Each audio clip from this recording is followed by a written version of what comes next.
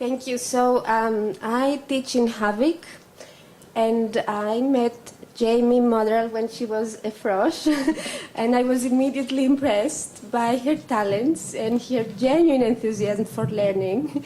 I mean, any student who stands out in a class of 130 in a lower division lecture course is definitely an exceptional student, and she proves that throughout the years in the other courses I had with her. Very creative and original thinker, really hardworking.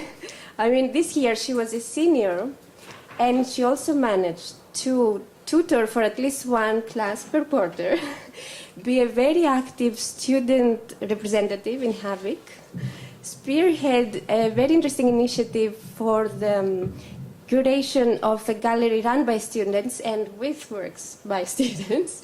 And she was also working outside the university to support her studies. So that's really a testament to her amazing dedication. And for me, students like Jamie, and I guess all of you, make the toil of teaching really worthwhile, and the joy is greater. So I thank you for that, and I thank the university for giving the opportunity for these programs to happen, where we can both work on our potential, your potential, our students, our potential as mentors and teachers. So you inspire us as much as we inspire you, I hope.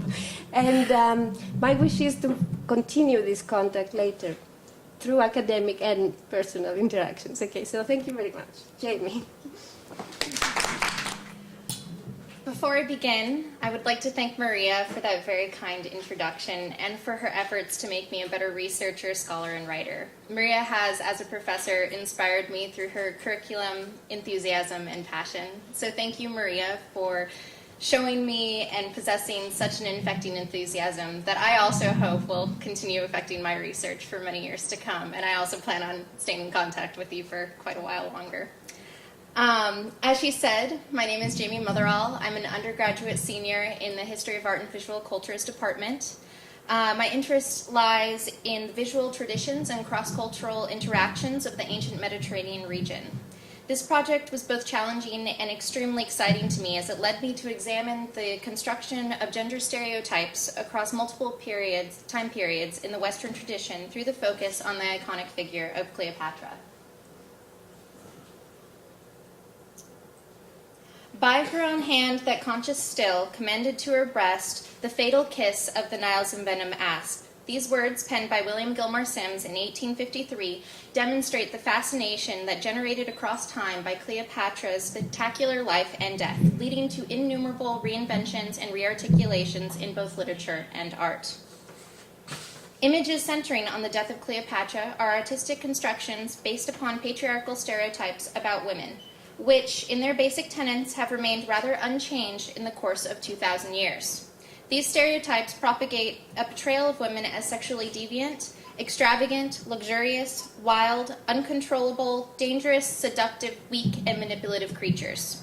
The ways in which Cleopatra's identity and story have been manipulated in art and popular media from her own time period to the present demonstrates the longevity of these stereotypes.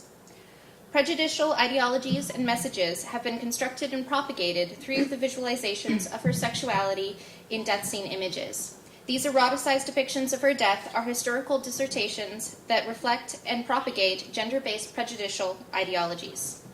To begin, what do most people think of when they hear the name Cleopatra? Sex, love, power, intrigue, decadence, luxury? Julius Caesar and Mark Antony. Maybe you think of a sexy Elizabeth Taylor or Angelina Jolie. She is erotic, exotic, and sexy. Cleopatra was also a female who possessed the power of leadership and rule during a period when the Mediterranean was governed by a mainly patriarchal government. However, it's not her success as a ruler that has resonated across time. Rather, it is the propaganda of her enemies, the Romans, who vilified her in order to annihilate her political power. She has since then been used in literature, art, and popular culture as an iconic negative figure serving to condemn and limit female power under stereotypes that are socially defined as unacceptable or dangerous. Which leads me to my methodology. For the purpose of this examination, I have studied ancient texts concentrating on Cleopatra and modern biographies that translate and cite these texts. I have then compared the ancient patriarchal values, ideologies, and means of subjugating female power to contemporary visualizations of the same subject, looking at how Cleopatra's character has been treated.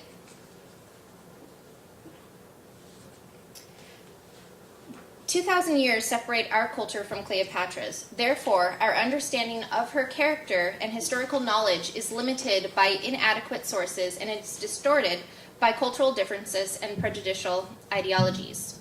Furthermore, her story is mostly recorded through a Roman perspective. It is the victor's story that becomes history, not the conquered.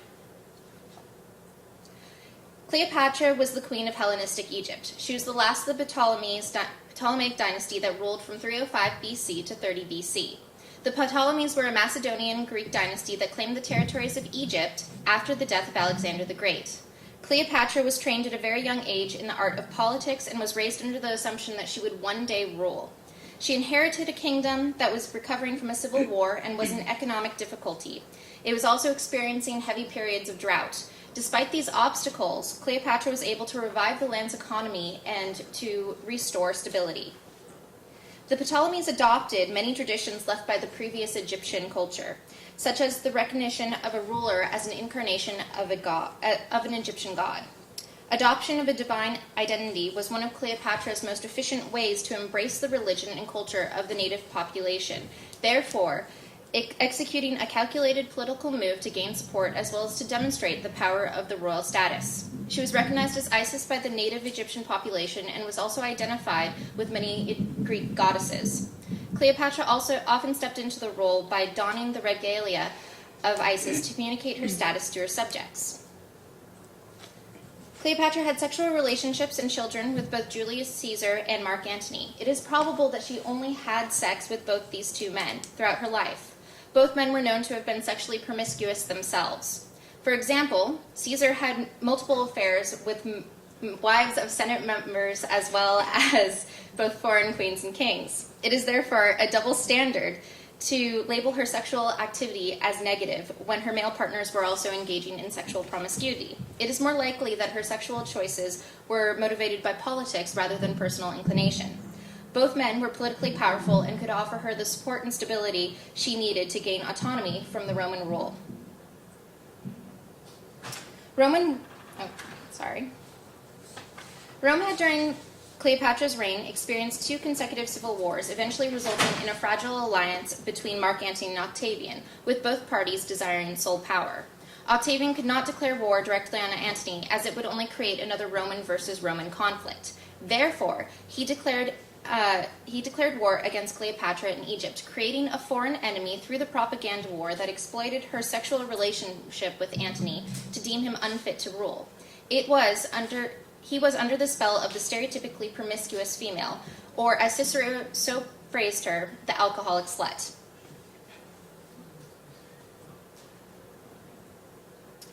While our modern perceptions of Cleopatra, as well as ancient propaganda, indicate her to have been a great beauty, the few surviving depictions of her show her to have been a plain woman with an overbearing nose and pronounced chin.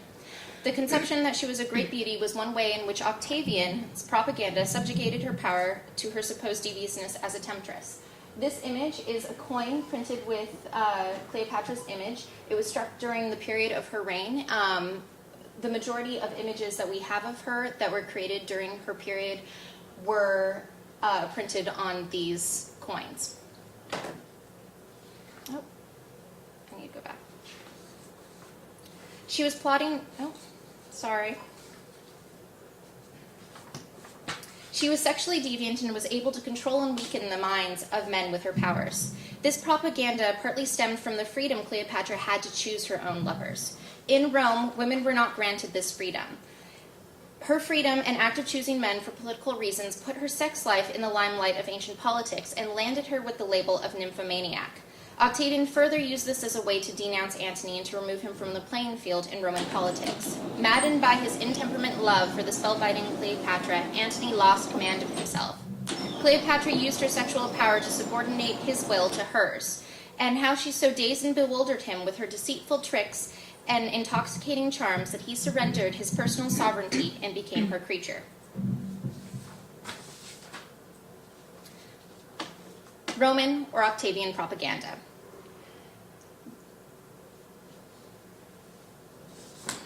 Sorry.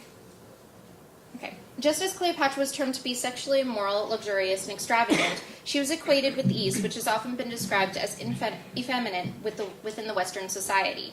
By labeling the East as effeminate, the cultures of the Orient or East were shown as inferior and equated with the same stereotypes used to subjugate the power of the female gender. She was plotting to take over the Mediterranean Roman territories. This is perhaps the only part of Octavian's propaganda that was not a full construct. The Queen of the Nile was well educated, her kingdom was thriving under her rule, and she had the support and armies of Mark Antony to back her. We must not underestimate Cleopatra, as she was a true threat to Octavian's reign. So, historical treatment of Cleopatra's death. There is a contrast between the historical treatment of her death and the later artistic treatment. Ancient sources treat her suicide with respect and often seem to change their assessment of her at death. Horace calls her non humilius mulier, or the woman of respect, of the woman of mighty spirit to whom he can no longer refuse his respect. This is partially due to the role of suicide in the ancient tradition that is in stark contrast to the modern perceptions and motivations connected to suicide.